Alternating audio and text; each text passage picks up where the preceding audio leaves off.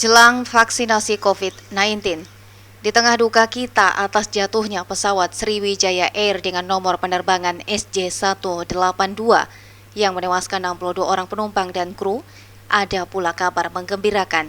Pemerintah telah memastikan vaksinasi COVID-19 segera dimulai secara nasional pada Rabu 13 Januari besok.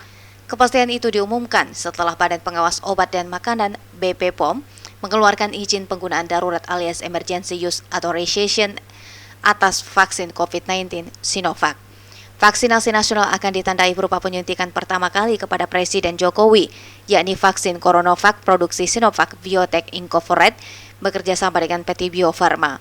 BPOM telah melakukan kerja keras untuk memastikan secara komprehensif bahwa vaksin tersebut aman, berkhasiat, dan bermutu.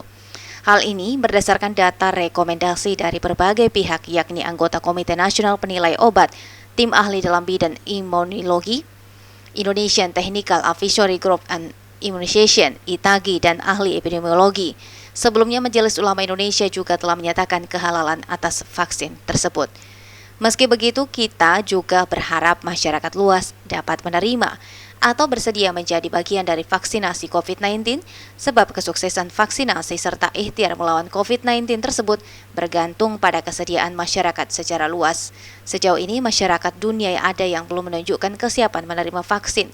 Jajak pendapat Ipsos dan Forum Ekonomi Dunia pada Desember lalu menyebut kurang dari separuh penduduk Prancis bersedia divaksin, menyusul Jepang yang hanya 60% bersedia divaksin, lalu USA 69%, Korea Selatan 75%, Inggris 77%, dan Cina 80%.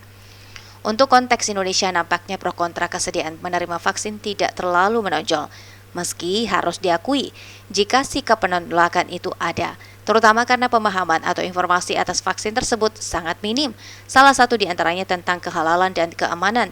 Itulah sebabnya maka sosialisasi, edukasi, dan pendekatan kepada masyarakat tentang vaksinasi ini mesti dilakukan secara terus-menerus melalui berbagai media dan platform informasi yang tersedia. Mengingat masa vaksinasi akan memakan waktu cukup lama hingga tahun depan, maka kesempatan melakukan edukasi dinilai cukup. Tahapan pemberian dan kelompok penerima vaksin yang tidak sekaligus dapat menjadi momentum sosialisasi pentingnya vaksin untuk memutus rantai pandemi COVID-19. Sosialisasi hingga ke pelosok dan semua lapisan masyarakat sangat penting, karena di Indonesia tidak ada daerah luput dari COVID-19, sehingga semua harus tervaksin, selain kelompok yang dikecualikan dengan alasan medis. Ayo, siap vaksin!